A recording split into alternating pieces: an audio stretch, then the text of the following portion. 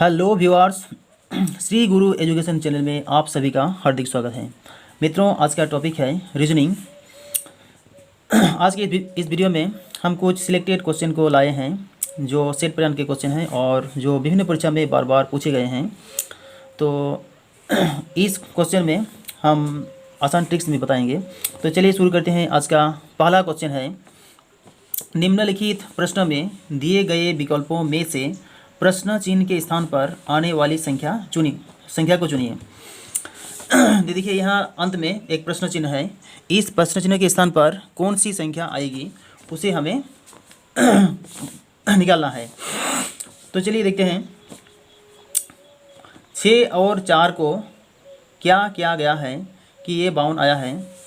यहाँ 3 और 5 को क्या किया गया है कि वो 34 आया है। उसी प्रकार उसी नियम को यहाँ लागू करेंगे और ये प्रश्न चिन्ह के स्थान की संख्या निकल कर आएगी। तो चलिए देखते हैं। 6 का स्क्वायर कर दीजिए, कितना होगा 36। और यहाँ 4 का स्क्वायर कर दीजिए, कितना होगा 16। देखिए 6 चौक 12 हासिल 1 3 4 1 5 52 हो गया। अब देखिए 3 का स्क्वायर कीजिए 9 और 5 का स्क्वायर कीजिए 25। 25 और 9 होता है 34। उसी प्रकार 8 का स्क्वायर होगा 8 8 64 और 64 और 4 होता है 68। यानी इसका वर्ग ये है, इसका मतलब इसका वर्गमूल होगा 2। यानी इस प्रश्न चिन्ह के स्थान पर होगा 2। इसलिए ऑप्शन नंबर सी हो जाएगा आपका सही आंसर। उम्मीद करते हैं मित्रों ये क्वेश्चन आपको अच्छी तरह से समझ में आ गया होगा। तो चलिए आगे बढ़ते हैं, अगला क्वेश्चन देखते हैं। अगला क्वेश्चन है, यदि किसी महीने की 3 तारीख को सोमवार पड़ता है तो उसी महीने की 31 तारीख को कौन सा दिन पड़ेगा। तो देखिए 3 तारीख को सोमवार है।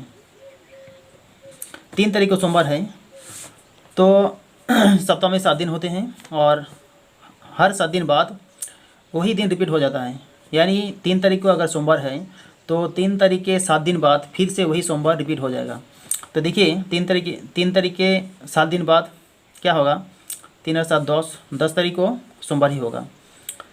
इसके 7 दिन बाद 17 तारीख होगा, 17 तारीख को भी सोमवार होगा। इसके बाद इसके 7 दिन बाद क्या होगा, 24 तारीख को भी सोमवार ही होगा। 24 तारीख से ठीक 7 दिन बाद 31 तारीख होगा। 31 तारीख को भी सोमवार ही होगा, सोमवार। इसलिए यहाँ प्रश्न में पूछा गया है कि 31 तारीख को कौन सा दिन पड़ेगा। तो उत्तर क्या आया, 31 तारीख को सोमवार आया। इसलिए ऑप्शन नंबर ए में दिया हुआ है, ऑप्शन नंबर ए हो जाएगा आपका सही आंसर, सोमवार।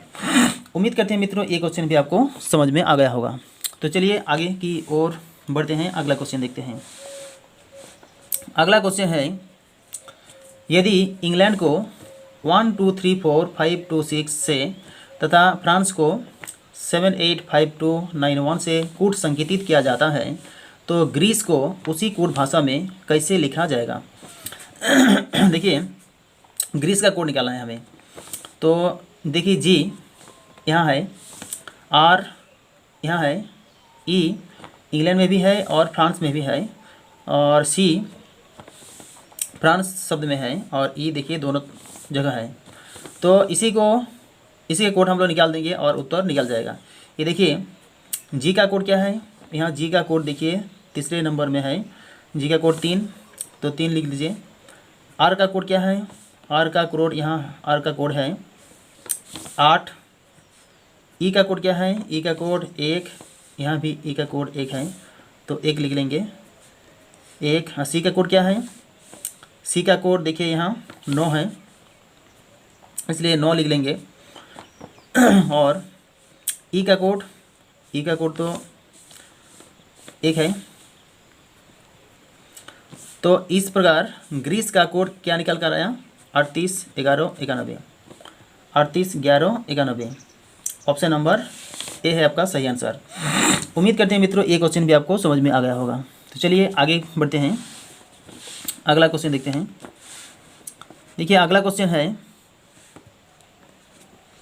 यदि ए बी से लंबा है, बी सी से लंबा है, डी ए से लंबा है, ई सी से छोटी है, तो इनमें सबसे छोटा कौन है?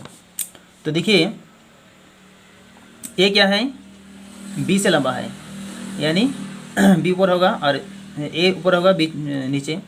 बी सी से लंबा है, बी सी से लंबा है, सी से लंबा है बी। और डी ए से लंबा है, डी क्या है, डी ए से भी लंबा है। ई सी से छोटी है, ई सी से छोटी है, मतलब ई जो है वो सी से छोटी, मतलब सी से नीचे रहेगा। तो प्रश्न में पूछा गया है कि इनमें सबसे छोटा कौन है? सबसे नीचे जो है वही होगा सबसे छोटा, ये होगा सबसे छोटा, ये होगा सबसे छोटा। इसलिए ऑप्शन नंबर सी में दिया हुआ ई, ऑप्शन नंबर सी हो जाएगा आपका सही आंसर। उम्मीद करते हैं मित्रों ये क्वेश्चन आपको समझ में आ गया होगा। तो चलिए अगला क्वेश्चन देखते हैं। अगला क्वेश्चन है, दिए गए विकल्पों में से कौन सा विकल्प शब्दकोश के क्रम के अनुसार है? दिए गए विकल्पों में से कौन सा विकल्प शब्दकोश के क्रम के अनुसार है? ये सब विकल्प, कौन सा विकल्प शब्दकोश के क्रम के अनुसार है? देखिए डिक्शनरी में, शब्दकोश मतलब डिक्शनरी में ये जो शब्द दिए हुए हैं, 4 शब्द, लिटिल, लिटरेसी, लाइफ और लिटर, ये सब डिक्शनरी में कैसे आएगा, यानी डिक्शनरी में इनके स्थान कैसे होंगे, कौन पहले आएगा और कौन बाद में? चलिए इसको देखते हैं। देखिए पहला अक्षर L I L I L I L I, पहला 2 अक्षर सभी में कॉमन है।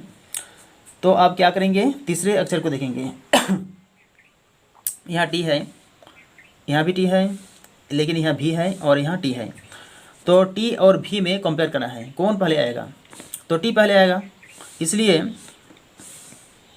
ये जो है भी, ये सबसे बाद में आएगा, सबसे बाद में 4 नंबर में आएगा। तो आप लाइफ को छोड़ दीजिए, इसको छोड़ दीजिए 3 नंबर को, आप 1, 2 और 4 में कंपेयर करेंगे। तो चलिए देखिए, तीसरा अक्षर तो हम देख लिए, अब चौथा अक्षर देखेंगे। टी है, यहाँ ई है, यहाँ ई, और इसको तो नहीं, इसको तो हम छोड़ दिए हैं। और यहाँ देखिए चौथा अक्षर टी है, तो टी, यहाँ टी और यहाँ ई। तो देखिए अब टी और ई में कंपेयर हो रहा है। तो टी और ई में पहले आएगा ई आएगा पहले, इसलिए ये होगा 1 नंबर में, ये आएगा 1 नंबर में। अब इसको छोड़ दीजिए, इसको और इसको कंपेयर कीजिए। अब तो चौथा अक्षर को भी देख लिए, अब देखेंगे 5वें अक्षर को, एल और यहाँ है ई। अब एल और ई में पहले कौन आएगा? ई आएगा, इसलिए ये आएगा आपका 2 नंबर में, और 1, 2 और ये आएगा आपका 3 नंबर में, और ये 4 नंबर। इसलिए क्रम कैसे आया? 1 नंबर मतलब ये 2, 2 नंबर मतलब 4, 3 नंबर मतलब 1 और 4 नंबर मतलब ये 3। तो ये क्रम होगा सही क्रम। तो ये क्रम किस में दिया है? देखिए ऑप्शन नंबर ए में, देखिए 2, 4, 1, 3, इसलिए ऑप्शन नंबर ए हो जाएगा आपका सही आंसर। उम्मीद करते हैं मित्रों ये क्वेश्चन आपको समझ में आ गया होगा। तो चलिए अगला क्वेश्चन देखते हैं। अगला क्वेश्चन है, निम्नलिखित में संबंधित आकृति को चुनिए। देखिए यहाँ त्रिभुज है और त्रिभुज के तीनों कोनों को अंदर से घिरा हुआ है, अंदर से घिरा गया है। इसके बाद है चतुर्भुज, चतुर्भुज के चारों कोनों को बाहर से घिरा गया है। इसके बाद है त्रिभुज और त्रिभुज के तीनों कोनों को बाहर से घिरा गया है। अब क्या आएगा? अब आएगा चतुर्भुज। इस तरह से एक चतुर्भुज आएगा, चतुर्भुज आएगा और इसके कोण को अंदर से इस प्रकार घिरा होगा।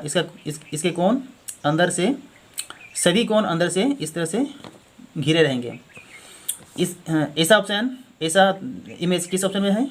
देखिए ऑप्शन नंबर डी में है, इसलिए ऑप्शन नंबर डी हो जाएगा आपका सही आंसर। उम्मीद करते हैं मित्रों ये क्वेश्चन भी आपको अच्छी तरह से समझ में आ गया होगा। तो चलिए अगला क्वेश्चन देखते हैं। अगला क्वेश्चन है, नीचे दी गई आकृति की दर्पण प्रतिबिंब क्या होगी। ये जो आकृति दी गई है इसकी दर्पण प्रतिबिंब क्या होगी।